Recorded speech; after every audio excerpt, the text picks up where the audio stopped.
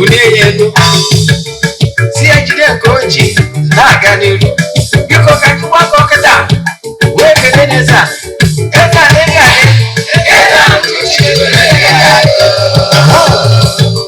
Eze-Ana ugochitubelu nwoke ọma na oraifite ị ga-adị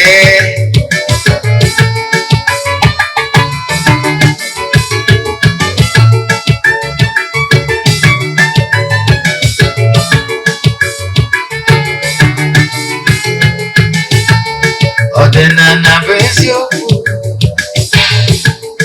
ọdịnala bụ ụzọ ndụ ịma na o nwere olu na-eti mkpu na-asị ụmụ Igbo chigharịa ụmụ Igbo chigharịa kwa mbọsị ọ na-eti n'ụtụtụ n'abalị ọ nọ na nkuzi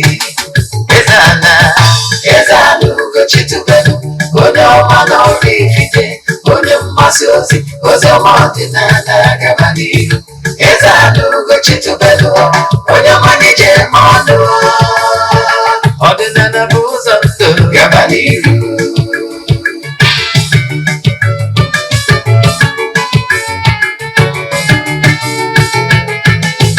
Eze-Ana ugochitubelu onye ọma na oraifite onye mgbasa ozi ọma ọdịnala gaba n'ihu Eze-Ana ugochitubelu onye ọma na-eje ọnụ ọdịnala bụ ụzọ ndụ gaba n'ihu Eze-Ana ga-adị ugochitubelu ga-adị ugochitubelu temple ọ ya adị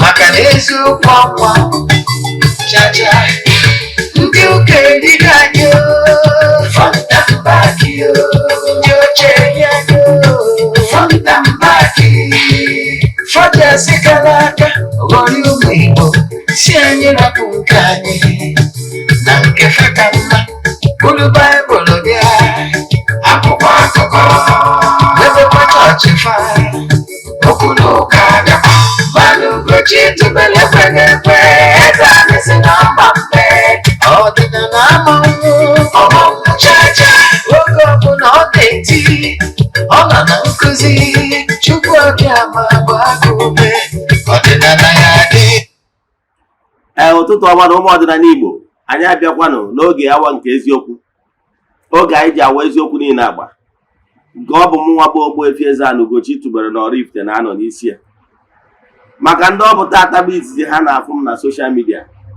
kpọọ m Ogbuefi Eze-Ana ugochitubelu na oraifite I will answer. Abụ m onye isi nchụaja ugochitubelu na temple anyị na-agba afa miri emi rụkwazi ọrụ mmụọ dị iche iche abụkwazi m onye isi nchụaja na ọdịnala restoration prayer ministry bụrụkwazi onye mgbasa ozi ọdịnala Igbo. So you can call me an ordinary evangelist. I will answer. My mission is to help people live better life. N'ụbọchị tata n'oge awa nke eziokwu isiokwu anyị ji wee bịa n'ụbọchị tata bụ why you should avoid adulterous lifestyle as a married woman part 2. Yes, anyị akụzigo agba nke mbụ ya mbụ mana o nwere ndị awọchiwere agba nke mbụ achọkwaja ka anyị kọwalụ gị ọtụtụ ihe ka o wee doo anya maka na ọ na-agba akpapụ obodo n'ọba ọ bụ elu ala. So today's topic is why you should avoid adulterous lifestyle as a married woman part 2. Then before I gaba n'iru ọkwa dị mkpa echefuna na aja anyị na-achụ ọnwa ọbụla nke ọnwa Jenụwarị ka na-aga n'iru anyị ga-achịkọta ya ụbọchị ikpeazụ nke ọnwa Jenụwarị ị ka nwekwaziri ike isonye na ya bụ aja mbụ n'elu aja ịpụta ihe aja esigoro na ya bulie ọtụtụ ndị mmadụ elu anyị anaghị esho testimony maọbụ ihe ọrụ na soshal midia maka na ọ dịrọ necessary bụrụ ihe anyị maka ebe mana I can tell you na ike dị na aja a na-achụ n'Igbo. Aja abụ aja anyị na-achụ ihe karịgoro otu 2 years. Yes, mana onwe ndị na-esonye na ya bụ aja arụ ọbụla every year. As we speak ọtụtụ ndị mmadụ ebu ukubego in February o nwere ndị book throughout 2024 ka ha gara ichesa na-ege ntị. Now ihe azụ anyị chọrọ ịkọwalụ gị bụ na etu o si alụ ọrụ bụ ibu go maka ya i forward ya 3 prayer request anyị debe na altar na-achụ aja na-aga ọfọ na-ekwubi okwu n'isi gị ụbọchị ọbụla ganye na ọnwa agwụ. Ụbọchị nchịkọta ya anyị ga-eje na temple n'ebe nchụaja chụọ aja dị iche iche na ihu entities of powers, jekwazie na mmiri gachi ọnụ ndị mmiri aja, gbagota na temple jee n'ebe nchụaja gbuo eburu wee mesara aka. I can tell you n'ike dị na aja achụkpọrọ ọrụ. Yes, so iche isonye na aja ihe ị ga-eme bụ ịchaatị m na WhatsApp, i forward ya 3 prayer request. Yes, i forward ya 3 prayer request, then ka I wee book gị. Ị ga-eme donation token to the account number. Ịchaatị m na WhatsApp agwazie gị other details I need for you. WhatsApp number ị ga-eji nweta mbụ 0813 8243 871. I repeat 0813 8243 871. Ọ bụrụ na ị send a message, I will respond. Ọ bụrụ na ịkpa akpọ, ọ bụrụ na mood busy, my PA will pick it, but I can assure you na ị ga-enwetakwa response almost immediately. Then ka anyị gabakwa n'iru na nkụzi anyị ji wee bịa n'ụbọchị taa. Yes, ọ bụkwa ndị na-esonyere m site n'Eziokwu TV, ịlaikiri nkụzi ị chọrọ ịnụ ya anụ kịta, ma ọ bụ na ị chọrọ ka ịnụkwa nkụzi ndị ọzọ anyị kụzigoro ụbọchị niile, jee na my YouTube channel Ogbuefi Eze-Ana Ugochitubelu na oraifite. Anyị nwere over 1000 lectures nkụzi niile anyị na-akụzi ụbọchị ọbụla n'ọdịnala Igbo over the years. You can watch it there, you can still share it to people. Ọ bụkwa na ị na-esonye n'Eziokwu TV, wee nwee Nollywood movie ọbụla ịwọch na channel anyị chọrọ ịwọch ọzọ, jee na Ugochitubelu Movie Productions na YouTube ịwọch ya, ma ọ bụ jekwazie na Eziokwu Great Movies na YouTube ịwọch ya. Ọ bụrụ na Igbo movie, jee na Eziokwu TV Nollywood Movies na YouTube ịwọch kwazie. Ka ị na-awọch ya na-agwa ndị mmadụ gbasara Eziokwu TV, na-emetụkwazi aka na share button. Gị nwa onye na-ege m ntị kịta, invite your friends ka ha nụ from the horse's mouth. Ka ị na-eme nke a, ka Chukwu Okike pụrụ ime ihe niile gọzie gị n'ebe ọ dị ukwuu.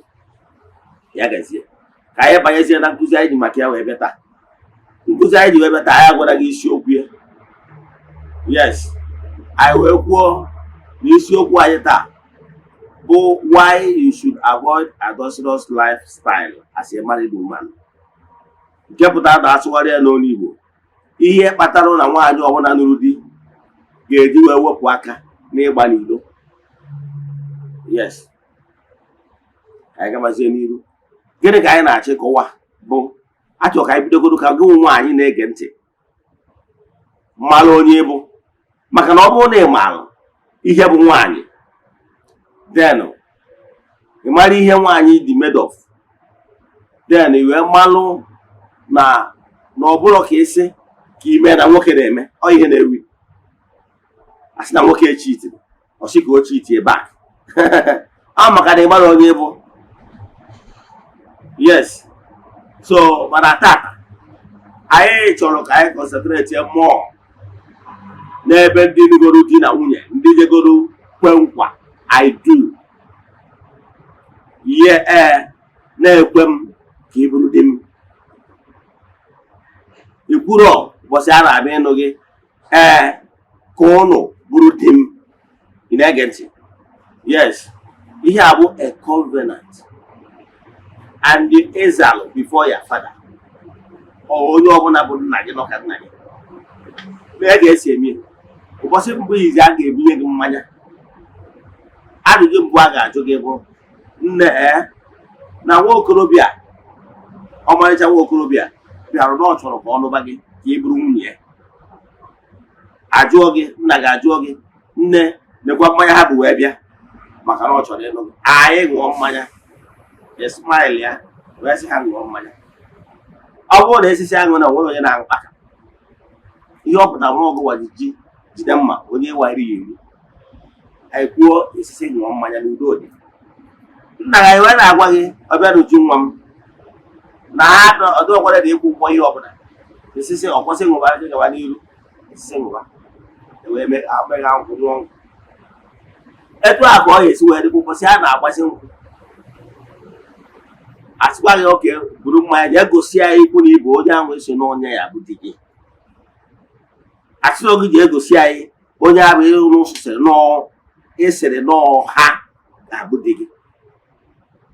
Nke bụ eziokwu n'ụbọchị ahịa ebinyere mmanya n'ihu ikwu na ibe gị ka ije gosi onye bụ di gị. O nwere ka ihe ị ga-esi were binye mmanya a n'ihu mmadụ na-abụ binye mmadụ na-abụ mmanya. Ihe a bụ ikwu na ibe gị nọ na ndị enyi wee sị gị bịa gosi anyị onye ahụ bụ di gị ịchụzụ n'ọnya ga-abụ di gị. Then o wee buru mmanya wee gagharịsịa wee buru wee rebe a wee segburu ana na nkwanye ugwu na ọbụnya ya bụ di gị. Na-ege ntị, ya bụ ihe a bụ ihe ọgbụgba ndụ na nkwupụta email n'ihu ikwu na ibe gị. Ịṅụbirizie mmanya wee nye ọṅụṅụ wee duru ụlọ na wee jere ihu nna gị wee kpere ụlọ ekpere dịka dị na nwunye. Na-ege ntị, so ihe m na-achịkọwalụ gị bụ na kembugoro ka m bidogoro ihe gbasara nwaanyị onye bụ nwaanyị ka ịghọta. Akọwagoro gị ihe merenụ ụbọchị abịa anụọ gị ada anụ gị na ụmụ nwoke na-abụ na anụ gị maka na ọ bụrụ ụmụ nwoke na-abụ mere ego isi gị. Kwụsị ahụ emere ego akaụntụrụ ego aba n'ụlọ si ka eje mee ego. Ịma na mgbasa a na-abịa ịnụ nwaanyị ọ bụrụ ndị niile bịara ije nwaanyị na-eso eji eme ego. A na-ahọrọ ndị ọta akpụrụ ndị okenye ndị ga-aba n'ụlọ eruo ebe a gudo ndị be nke nwoke ewepụta mmadụ ndị be nke nwaanyị ewepụta mmadụ abaa n'ụlọ ma ọ bụ n'azụ ụlọ jee ebe a wee gudo maka ego a chọrọ ime n'isi nwaanyị. Emechaa ya hazie ego nwoke ma ọ bụ nna dusowu bịa wepụta ego na ego a ka a na-eme n'isi nwaanyị eme ya etu esi eme ya ndị na ọbụla ekwekọrịta n'ọbara emegokwa dimentin emesizie ya ịfụrụ apụtazie n'iro na-emezi meriment. So mbọsị ahụ a na-eme ego gị ọ bụrụ ụmụ nwoke na-abụ wetara ego tụpụtara ego wee mere isi gị ofu. Na-ege ntị, so ihe ọzọ m chọrọ ka m kọwalụ gị bụ ka ị hụtagoro onye bụ nwaanyị ime ihe bụ nwaanyị. Nwaanyị bụ an altar. Na-ege ntị, nwaanyị ka tiwazi aka Igbo ozugbo. Ụmụ nwaanyị ka wee dị spiritually strong, ha dị stronger than ụmụ nwoke. Yes, ụmụ nwaanyị dị more ụmụ nwoke dị more rooted to gross material thing. Ọnya agbata because ike ha need this world of movement. Nwoke need the strongness ka o wee nwee ike ịpụ asị ọga wee je gata ihe wee weratara ezinụlọ ya dịka dibịa ụlọ. Ọnya kpatara eji wee nye nwoke masculine power, ume wee dị ya ime ihe ndị anwa o kwesịrị ime dịka nwoke ka o wee kwazi wee bụrụ physical protector to the wife and the ezinụlọ ya. Ọnya ka eji wee nye ụmụ nwoke ike ka wee si ike physically, mana spiritual power ụmụ nwanyị ka wee dị nwee spiritual power maka na ha ka wee dị connected intuitively. Ụmụ nwanyị ka wee dị strong spiritually. I don't can use all the simplest steps to explain it. Spiritually, ụmụ nwanyị ka perceive that spiritual connection with spiritual forces because of their feminine nature. They might not be strong physically in the world of the flesh. You know, flesh and bones and all this is gross material. But for the spiritual angle, believe in me, neglect power of a woman spiritually, all way when a woman. A woman is a life giver, you know. ọ na-ahụ ịmana ihe dị n'ahụ nwaanyị dị all too much.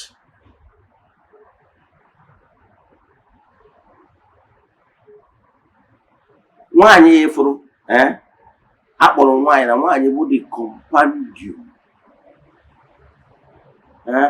of the entire progression. Negative. Nwaanyị bụ the engine room, nwaanyị bụ the incubator, nwaanyị bụ the multiplier.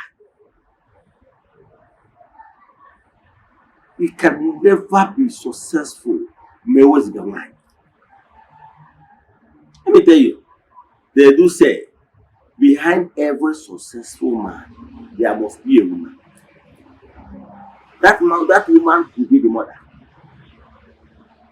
That woman could be the wife. That woman could be the confidant. This world will never be a sweet place, a better place without a woman. No matter ego also working well, without having a peaceful woman beside him, he might not be able to check out her very well. How can I back here? To a case where program where by nature. In my one. Kpatara na ndị Igbo ejiri nwaanyị egwu egwu. O nwere ihe a na-akpọ ụmụ ọkpụ iche na-ejighị egwu egwu. Ụmụ nwaanyị married women wee pụta wee protest ya na family. Ị ma na nwaanyị kpọọ ike na imejọ nwaanyị obi gbawa ya o wee kpọọ ike na ana in protest. Ị ma na serious thing. But before he reverse that particular course, hopelessly, now he gave you something. He gave you something. He gave you something. More than one. Where you were. One is spiritually connected with subconscious spirits. Oh, come on, one a life giver. I want to look at all that, but I would even do what I don't know. I say, ladies and gentlemen, ladies first.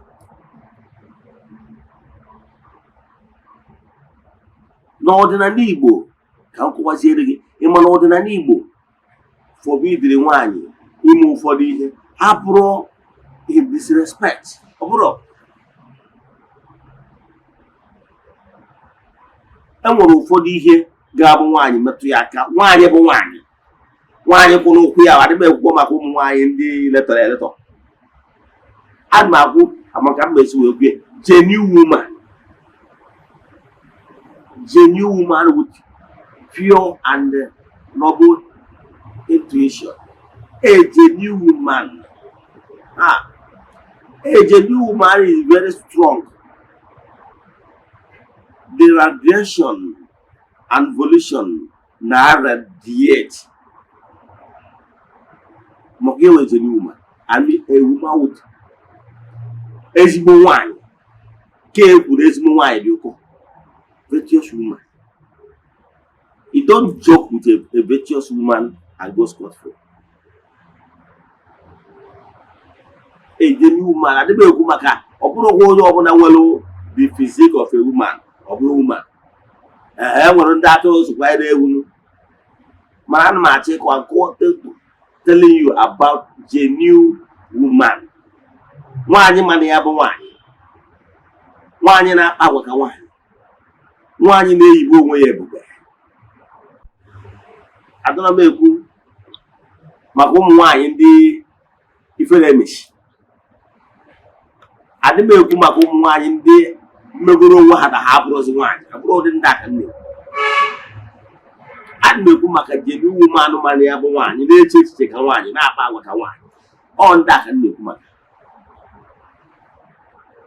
ọ nwaanyị nke were onwe na-eme na-akpa agwa enwere ozi that weakness, nwere ozi ihe ahụ biko eji ma nwaanyị. Ọ bụrụ nwaanyị ndị a na-abụ amụcha nweje tii na dustbin na-abụrụ ọdụ nwaanyị. I'm talking about genuine women nwere obi nne. Ihe niile na ikwe na ka ya bụ that ihe ahụ eji wee mara nwaanyị genuine woman kọ n'ebe nọ. Ọkụ ghara na gokwe bụ ọgwụgwọ genuine woman. I'm talking about genuine women. Ihe kpatara na ọdịnala Igbo nwere some certain areas a sị na nwaanyị ama perform ihe dị etu a, nwaanyị ama perform ihe dị etu a. Abụrụ maka ya na nwaanyị rụrụ arụ. No. E nwere some certain places nwaanyị the vibration nwaanyị ama anọ na ya maka na ọ nọrọ na ya ọ ga-emebi ihe. If you go the anger of a woman, when a woman is very angry, when a woman, I mean genuine woman, I don't mean a wayward people, I don't mean a genuine woman. Whenever a genuine woman is very hot and she's very angry and she vibrates, okay, so many things in here. The anger of a genuine woman. So for that reason, even nwaanyị na iwe nwoke abụrụ ofu maka na nwaanyị na-enwe ndidi mana mgbe ọbụla imegide nwaanyị obi wee gbaa ya ilu genuine woman ka na-ekwu maka ya. The anger up like fire. That is nwaanyị. Mana nwoke nwere ike nwecha iwe bụrụ oge iwe nwoke eze iwe nwoke na nwaanyị abụrụ ofu. And ọnya kpatara na nwaanyị na-enwe some position na-emerụ ka nwaanyị nọrọ maka na ọ nọrọ ebe ọ ga-anọrọ ike adịa n'aka. Iwe wee nwaanyị o nwere ike destroy everything. Sị ka ihe niile a ga-emechi ya mee taa. So God Almighty in His infinite mercy understanding how you build woman. The power of a woman can be thunderous. Na ọ bụrụ na o decide dị aka ka o release the anger. So for that reason, we make our nwoke as long as you know this close material, cable the head because we can easily balance it. But you will one. Okay, see here again, better. And it's a new man with the power. Open eye, they be little one. Come on, all come on, you model the big office. Mock your mother. Mother. If you don't know your mother, oh, na umwani, mother, the high office, the store of them. Oh, na wani ma, nuku guapa yere de kibu ne. Imalu na wani kani ibu mwe bube na bahagwa kanne. Yotaria, wani kana bahagwa kanne. Nadrebwa. So, ọbụ na nwaanyị kpaa agwa ka nne bụ nne kpaa agwa ịmụrụ na di gị ahụ ị na-ana anụ gị ọ nwunye ka ịbụ bụrụkwa nne ya ịmara nne ọ ya eji maka ihi na nwa ya mere ihe ọjọọ si ka o jebe ihe ọjọọ. Ụmụ nwaanyị ama onye na-eduzi ụlọ ụmụ nwaanyị nowadays as feminism woman supporting woman. If you on social media, you have one I say, if they buy shit, the shit. On one go is born no eba, Gabon waggy, may you joy, go to see the may hojo. Macana waggy man. Emma, he met my money, but as one got what the men in love and care. One year to email, he missing yours. Nay, but I email me. Nay, but I need me yours, nay, but I need me yours. In instance, no what I could out. Make all the see both sense. To the sales woman. Manon, why I forget that? He had not forget that. I'm on maybe has. He had no get a what is that? Or one of able on a walk away and I know no gasity. Yes, one of the head of the family. However, you are playing the role of a wife and a mother in his life. Onwere ka nne nne bụ nne mana ya bụ nne si akọrekt nwa ya ma o mee ihe ọjọọ.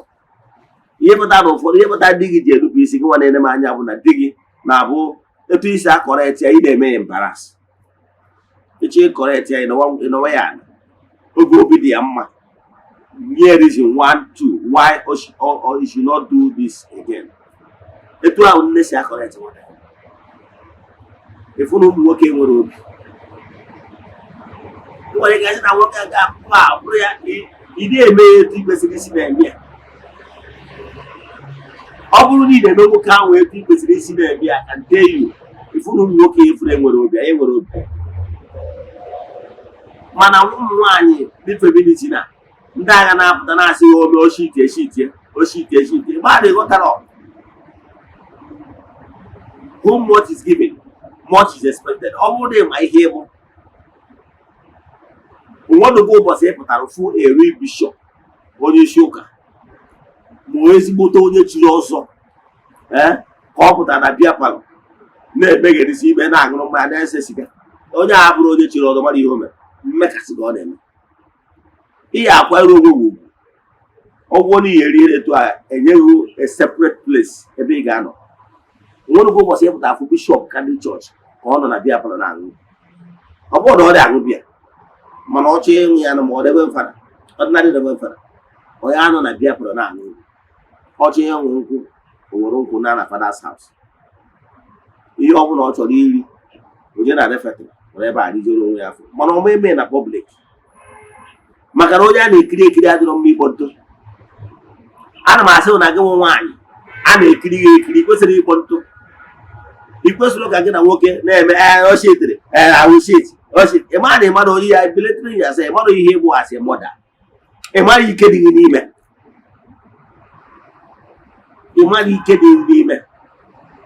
ịmana some of ụmụ nwoke fụrụ kịta business ha crashed but as a result of the anger and bitterness in their woman's heart. Ịmara ị na-ege ntị.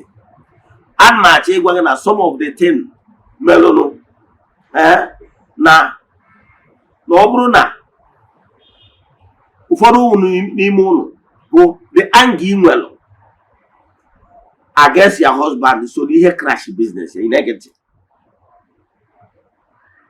Sometimes some of this your husband business ya na-eshake dị n'aka gị. By the time ị wuru a genuine woman kwụsị ịgba n'ilo yes gị nwa ka nna agwa yes data obere nwa anwa dị gị tọrọ atọ iji esacharụ n'ilo ọnya butere ọda gị. Yes ihe ahụ ị na-eme ile ahụ ị na-agba so ihe dị responsible for ihe na-eme n'ezinụlọ be di. Ịghọta power of a woman. Ịghọtara ihe kpatara Chineke ji wee sị gwa nwoke bụrụ the head. Nna m kọrọ m akụkọ mgbe ọ dị ndụ ọ sị m na ihe kpatara Chukwu okike ji wee sị ụmụ nwoke bụ the head of the family na Chukwu kechara ụmụ nwoke ke ụmụ nwaanyị wee sị ụmụ nwoke ha jere n'obodo idu n'ọba ha jee nụọ ọgụ. Ụmụ nwoke wee jee ọgụ n'obodo idu n'ọba wee ruo n'obodo idu n'ọba ndị mmadụ gbawa ọsọ ha wee bute ofe isi nwoke wee gwere ukwe na-enwe aṅụrị gwere ukwe bụrụ ofe isi a ha bulatara wee nata. Ha wee jụọ ha na-enwe aṅụrị ha sị na ha butere ha jere ọgụ na ndị ọzọ gbara ọsọ ha bute ofe isi ha wee na-enwe aṅụrị na-ejubilet na ha agba agụ mgba. Chineke wee sị oke nọn wee rụpụ ụmụ nwaanyị ha jewe obodo idu n'ọba ha je nụọ ọgụ. Ụmụ nwaanyị wee jee ebe anwa wee gbuo mmadụ niile n'ebe ahụ ifugarịda ofu onye wee mee escape. Ị mara ụmụ nwaanyị nọ na mwute wee nata wee sị akere ihe unu nọ na mwute. Ha sị na ha jere ebe a wee gbuo mmadụ niile mana o nwere ofu onye ya egbutere mere escape n'ọnya ka ha ji wee nọ n'ugwu. Wee sị n'ọbaka ihe aka ka Chineke ji wee sị mba na ụmụ nwoke ga-abụ the head maka na ụmụ nwoke nwere ọmịiko. Ụmụ nwoke ekedekwa ahụ ụnụ. Nwaanyị nwere gị ezigbote igwe nye nwaanyị na-aba ndụ. So ọja kpatara ike anwa dị n'ime nwaanyị ka ndị sị gị nwaanyị emena ka ịha nnukwu nwaanyị emena ka ịha enwere iwe ka ịha abụ n'ọnụ ka ịha maka na ana m achọ ịgwa gị na obi ọjọọ na iwe ị na-ewe gbasara nwoke ahụ di gị so na ihe bụ responsible. Kedu ihe na-ewe ọtụtụ ụmụ nwaanyị na di nwere side chick, mana ụmụ nwoke adịghị enye ụlọ laịsensị ka unu nwee side chick. Yes, a ga-akpa akpa. Ọ bụrụ na inwe side chick is not good for your family because ị nwere ike ibute ọrịa bunye nwunye gị. That side chick ahụ nwekwara ike iwepụ ndụ gị. Ọ nwekwara ike isi ka o rie gị, ka o ridee ego gị. Ọ gbasara ya maka nothing is at stake. Yes, ịma na ime enyi dị very expensive. Ịmara, nwere idea. Yes, a hotel night nwere ike ịnapụ 15,000 or even more. Just a night. You go rie ụmụ orishirishi unu ga-eri.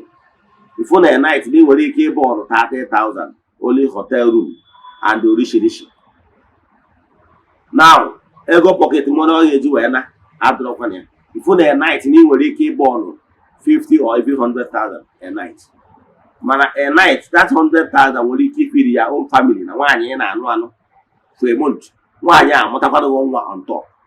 So you can see that oil the more expensive. And then that one you spend nothing, it has nothing to lose. In soldier go, soldier come. So what you all lose, not to bull, or to leave the shop water. All you can do is smoke it. Instead of no one, either the side chick, dog I can't get my name and the needful. Get a winner, baba, no get one in yaka. And no one now was official. At least you don't spend the ego near one or about cheap. Why am I not cheap? I'm gonna give. Yes, money, right there. Or about cheap, and the again spend this year will recall a motor woman. At the end of the day, you don't know what to lose in agency. So, work even work worker nearby you and they made license. Then I have a legally not official.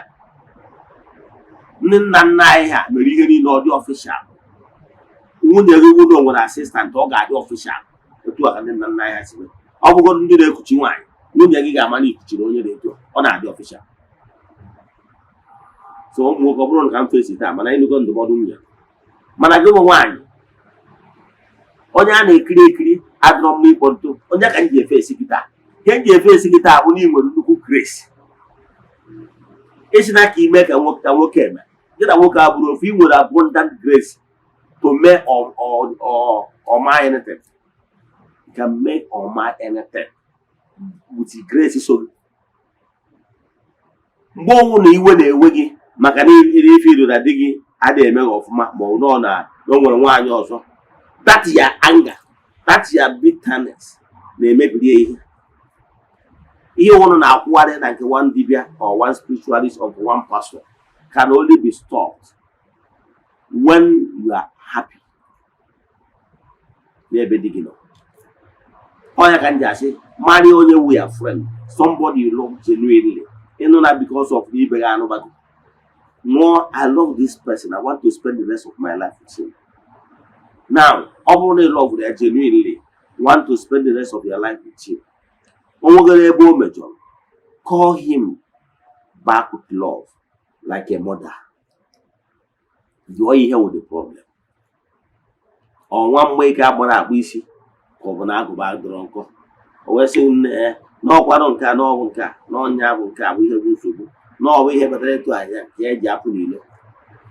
Ezigbo nwaanyị asị ya na ọnya nnọọ maka nnọọ nwaanyị oke nwaanyị wee kesị oke ọ maka oke na ya mara mma na ụdị isi wee chọọ oke na ihe nwere ukwu na nke a nwunye ha problem ọnya ọ bụ ya problem ọ sị nke a nwere nnukwu nnọọ ya problem maka enebe anya onye nwere ukwu ọ bụ na ọnya ngwa nụrụ udo dị. Ezigbo nwaanyị eme na ọ bụrụkwa na nwoke ahụ nwere what it takes to take care of those double family na-ege ntị maka na onye nnụnụ ekwesịrị ike adịghị ọgwụ ọkụkụ maka ndị ya adịghị ekwu na Solomon nwere ha marry wife. Solomon was a rich man. So iko wana aka ebe aka elulo. Notanya. Maka na ọ bụrụ na ije dute nwaanyị mana i take care of him, anyị na-agba egwu agara. Onye nwere ego adị enwe side chick na-eri ego. So ọ bụrụ na ife iru n'inwe what it takes and na ihe wụ nnọọ obi ọma gị bụ sụsọ na ije ebute nnukwu ukwu a debebe gị. Now, discuss it with your wife. How would he make a valid point? Show the woman love. Assure her that her rights will never harm if and no one will not get take here and be a man. So women of nowadays, in the love region in can say, for the sake of your happiness, that here I brought my happiness, I brought my wish. However, for the fact that I love you, I will not hear your happiness. Let's get one for you. Man, let it be official. Na ya negative. Bụrụ m nwoke mbere face mana ya na-achịkọwala gị bụ na gị bụ nwaanyị o nwere ways ị ga-eji wee rute di gị alụ ọ bụrụ ịbụ ya ọnụ. O nwere ụfọdụ nwoke mma taa ihe o ji wee doo ogbenye bụ na nwunye ya so wee sị na mgbe di ya enwere ego na di ya anaghị achụ nwaanyị mana di ya akpatago ego kịta na-agbaji obodo oyibo bido chụwa nwaanyị na mgbe anwa o firu na ha na-ebi n'udo mgbe ahụ firuzie na di ya na-aka ene ya anya mgbe ahụ mana kịta di ya nweziri ego na di ya na-achụzi nwaanyị ọsụ ego nwanya na ka ha bụrụ ogbenye. Ị mana as speak after ka o besịrị ihe o karịrị ọnwa ihe dị mmadụ isi ogbenye ruo taa ọ bịa na lament wee na-asị ya na ihe na lament n'ọkpara nkwa ahụ si were bịara ya ọrụ mana ihe m na-achị kọwara ya mgbe ahụ m na-achị egwu ya ife ojebe ihe o mere n'ebe nwa ọ ghọtara ọgụ nwoke ọbụla na-achụ nwa bidoro chụwa nwaanyị maka na o nwere ego ịchụpụ nwaanyị dị ya n'ime ọ bụrụ ihe o ji wee nọrọ mgbe ahụ nwayọ ife iro n'ọsọ gị na ya mgbe ahụ bụ maka na ogbenye na-anọ ka ahụ adịrị ya na-ege ntị. Mgbe ị ga-ama na nwoke ji ego ogwu nwoke nwere ego na-anọ adị very humble mana ebe ihe ya nyewe ma na nwoke ụdị nature ya bụ na nwoke akpata the money carry humble ma na the humble in nature.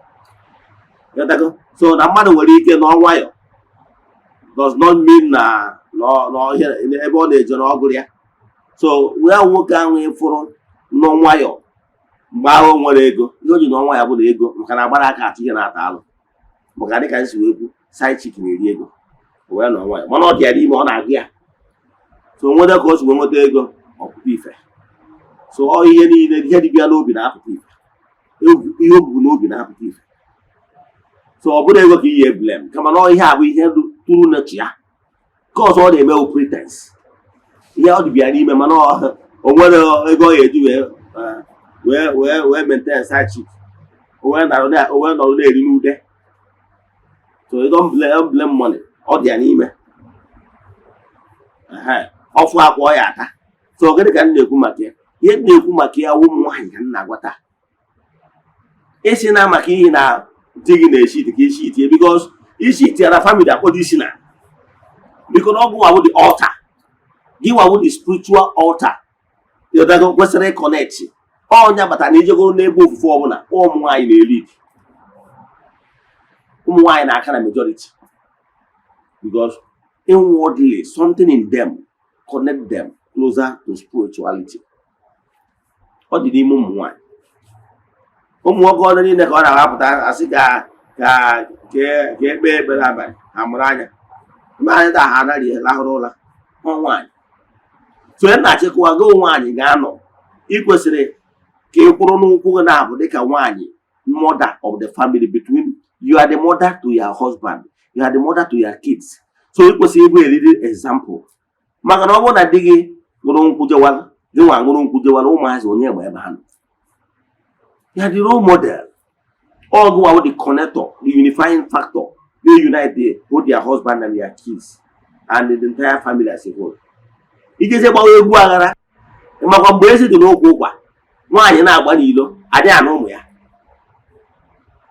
mana ọ bụrụ na nwoke nụrụ nwaanyị na-agba ọbụ ịtọ anyị eji maka ghara ịnụ ụmụ ya mana ndị nwaanyị nọ na di na-edekwa nwoke ọzọ ọ ya eme ụmụ ya affect maka na ọ na-agba egwu aghara nwoke na nwaanyị abụrụ ofu na-ege ntị ihe na-achọ ịkọwara gị bụ gị onwe anyị na-agba n'ilo ịgbawa ha n'ilo ị na-edestroy ya husband spiritually because mgbe anwa ị na-undermine ike spiritually ị na-edestroy dị ma mana ịmara ọ na-ebute ọnwụ nwoke na ihe ihe na-akụ ọ na-eme nwoke anyị dara ọtụrụ nwoke ahụ ọrịa ma ọ bụ n'ogburu dị mmadụ egbu ma ọ bụ ihe ọzọ ọ ya eme ihe bụ anyị dara ọtụrụ ya ọya ọtụcha ya ọya ọ ya nwụ nke bụ ọ ya eme ya na omere ọdọ ogbenye mee ya aka ntikasị maka na assume go the position of a man. So ọ bụrụ na ị chọrọ ka di gị daa n'ọya ma ọ bụ ka ọ nwụọ anwụọ ma ọ bụ ka ọ nwa aka ntikasị ịgbakwana n'ilo were dị si ahụ n'ịpọtụ sọrịa nsọ ya bụ ugwu nwoke dị highest ugwu ị ga-enye nwoke n'ụwa. Ọ na-agbawa nwoke obi mgbe nwoke nọgide afụ na nwoke ibie na-abụrụ azụ honeypot ya ọ na-agbawa obi ọsọ ya bụgoro onye nwere ọnụ nwoke ọbụla nwere anwa wee kpe gị wee sị gị were honeypot a nye onye nwoke ibie ọzọ afụrụ gị n'anya maka ọnya highest ugwu onye ejiri ego ka ọsị ka e gbuo mmadụ jee nga dị ya nwoke kpataghị aka mmadụ niile di na nwunye ya ka ọsị ka ogbuo onwe ma ọ ka ogbuo jee nga dị ya nwoke ejiri achị ọ dị anyị n'ime ma mma mmadụ nweta gị yatara ya nwoke ọbụla nwetara ihe afụ the beast in him nwoke ejiri achị nwoke ọbụla mere gị ala anwụ adị m ekwu ọyị nwaanyị maka na ọyị nwaanyị nwe ọ dị legal right na adị m ekwu maka nwaanyị imere ego n'isi ya nụọ ya ọfụma etu esi anụ nwaanyị then o nweta gị na nwoke nweta gị na nwunye ya ọ ya eme gị ihe niile ihe o mere ọnwụ ihe o nwere ike ime nwoke ejiri achị anyị dị jealous to that one iji ya wee gwusa anyị egwu maka that is our pride now ọ ka mụ na ọ na-echukọji ejekọji n'ofu ọta ọ bụrụ possible nwoke nwere ike idiri gị ihe niile mana ọ bụrụ nke ebe nwunye ya nọ n'ọta ya enwekwara ya agwa so ihe na-achịkwara ụmụ nwaanyị ka m na-agwa gị if you love that man you are living with itikwa n'aka n'ịgba n'ilo ọ bụrụ na ime gị ya eme ya pụọ alụ now maka o meghị n'izu omee n'ọnwa ị ga-anụ ya fụ ka that man business na crumble ma ọ ya atụ ya maka na ajọ nri ka ị na-enye nsi ka ị na-enye yes onwe nwoke ọbụla ị ya agwa ka ị gbawa n'ilo okwere nwoke ọbụla mere ya ala ahụ ma na ọ dịgo ọ nọrọzie o nwere shịkọshịkọ ọ na-agba egwu aghara so gịnị ka m na-ekwu bụrụ nwaanyị you love your husband please don't share the honeypot with anybody mana ọ bụrụzi na ya life dị at stake edeghị anya na nwoke na-eti ihe I will not support violence marriage ọ bụrụ ha na di gị na-eti gị ihe you feel low na it's getting out of hand I will not ask you or advise you to be a sacrificial lamb. Ọ bụrụ na ọ nwere ike itigbu gị one day ọ gị nwa he who wear shoe know where he pitches him or her most so you can decide to back out. Ọdịnala Igbo mere accept mana ị nọ na be di gị wee na-agba n'ilo is no ihe ọ na-ebute nwoke buru ibu enyi gị nwoke anwa ị na-enye honeypot nwere ike plan gbuo di gị ka ọ ya ọ batazie ọ balansị ya maka na onye na-edina nwaanyị ajadị ma ebe di ya nọ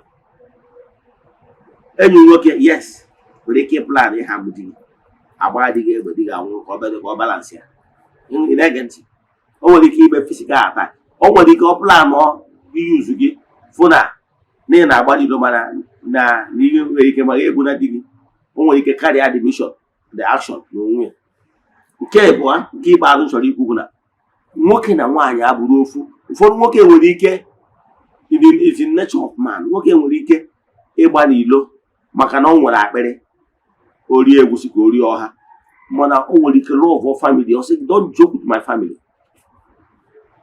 no nwoke nwere ike isi ite ọ bụrụ na ọ hete nwa family mana akpịrị ka orie egwusi rie ọha ịghọtara mana nwaanyị ọbụla nwekọtara anwa wee gbalụ nwoke ọzọ ọtụ ya o nwere nwoke na-anụ ya anụ ka m na-agwa gị ịmanụ na obi ya adịghị ilu n'ebe nwoke ahụ na-anụ ya nọ like ozi nwoke ahụ ọ na-adịrị nwaanyị difficult ịgba ọtọ nwoke ọzọ unless na nwoke anwa na ya o nwere ihe ọ na-eme obi na-agbawazi ọdụ no longer happy and ọ pụta ifu ana nwaanyị gbaa n'ile ọ ya agwaghị ihe di ya na-eme ya ji chọọ ime ihe a ọ na-eme out of Lord Peter ịghọtara ya so nwaanyị ọbụla na-eme ọ dịgo Peter and is no longer happy with the man and therefore onye nwa na onwe ya nwaanyị ahụ n'ọgwụ all poisonous stage ya na di ya ahụ n'ọgwụ poisonous stage but that's living together ha na-elive together adulterous in order so esita ka isi ite nwoke na nwaanyị isi na-abụrụ ofu before nwaanyị esi ite ya ọ ga na-agwadịrị ihe nwoke a na-eme ya dị esi ite ọ nwere ike ọsọ na a na-egesi ihe ndị na ọ na-atasị afọ na onye ọbụzi bread winner bịa afọ ọ dịgo Peter before o kweta ije gba n'Igbo ma ọsọ na di na-etinye ife oge ihe na-ewute ihe n'ebe di ya nwere mana nwoke nwere ike lọbụcha ezinụlọ ya ma yet nọ chọrọ ihu ukwu odogapụọ n'Igbo mana ihe ejekpasị na odo famili egwu ikwudo okwu agesi mma onyinye nyere agba awụ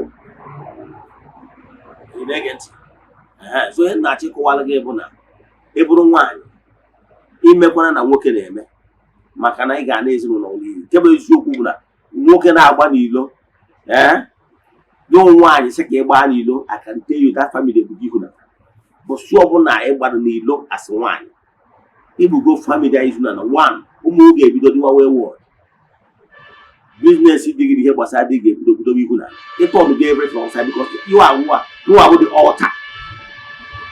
You are the altar. Get na nkọwa n'ọnụ ka tiwa akụ ewezụga gị ọta nwaanyị bụ the altar of the family while the man will be the head of the family is the chief priest. Ị na-ege ntị na nwaanyị bụ the altar, the family altar. Mark my words. Nwaanyị bụ the family altar while the man is the priest of the family. In agency, I'm a name mark this one. A woman is at the altar of the family. All that they do is saying would be mirror. Why the man is the dead, the pillar. So the man is the chief priest of that altar of the family. Know this and know this. Ignore the feminism. They are not saying oh shit well. Ha chọrọ ịnagide ihe ha chọrọ ka akpọdo family isi na family kpọdo isi na ụmụ obodo dịwa wee wọd ma ndị nwoke ma ndị nwaanyị esi n'ọnkụ n'ọwụke ọnkụ n'ọha chọrọ ka ụmụ ghara ịba uru ọnkụ onye kpara n'ọkọchị ka ọ na-anya n'udu mmiri agbacha egwu agụọ maịlị agbacha egwu ọ na-anụ ugwu ọ kpara nkụ ahụ si ngwere bịara ya ọrụ be warned. Ogbuefi Eze-Ana have said so. Ka ọ ghara iwe ọnwụ na ome echi obido gbagharị ma chọwa onye ga-asị n'ọnya mere ma ọ si ọgwụ ya ka nkwụsị ebe a inwe ajụjụ na nkụzi a ma ọ bụrụ ịchọ ka agbaghara gị afa miri emi send alụ message na WhatsApp. Yes, send alụ message na WhatsApp 0813-8243-871. I repeat 0813-8243-871. Ka Chukwu oke pụrụ ime ihe niile gọzie gị n'ebe ọ dị ukwuu. Ọ bụrụkwazie na enwere meseji dị iche ị chọrọ isendịrị m na my private WhatsApp message, only message only. Drop ya na my private WhatsApp number 0805-7837-672. I repeat 0805-7837-672. N'aha Chukwu okike nke pụrụ ime ihe niile, agụọ m ọfọ ubi okwu n'isi ndị niile na-esonyere anyị n'oge awa nke eziokwu, ndị na-agwa ndị mmadụ maka Eziokwu TV na ndị na-emetụ aka na share button na our social media handles. A sị ka Chukwu okike pụrụ ime ihe niile gọzie unu. Agụọ m ọfọ n'isi ndị children of the temple ya na n'isi ndị friends of the temple ya nakwasị n'isi ndị na-esonyere anyị na aja anyị na-achụ ọnwa kwa ọnwa nke ọnwa Jenụwarị a. A sị m na ọmaka ga-emekwala unu. A sị m na onye isi unu na-awa aja ya were nke ya chụọ. A sị m na nwa eze a na-efu na mba na oke a na-eri ihe onye mụ anya. A sị m ihe unu ga-eri ya bịa ihe ya eri unu ya gbata aka. A sị m na ilo na-asị na-egwu ana ọfọ na ogu enwere mkpochi. A sị m na ụnụ ama nwụchu na ụnụ ama efuchu. N'aha Chukwu okike nke pụrụ ime ihe niile, onye ike niile si n'aka ya bịa, a sị m na ọ ga-adịkwa na echi niile n'oge awa nke eziokwu. Onye nụ ya gwa ndị ya dị ya kwukwazie sio na ọ bụrụ na ọnwụ egburu ọjị eji wee chụ aja na emechaa na ọ ga-ekwu ome. Ka ọ dịkwa na echi niile n'oge awa nke eziokwu. Udo dịrị ụnụ.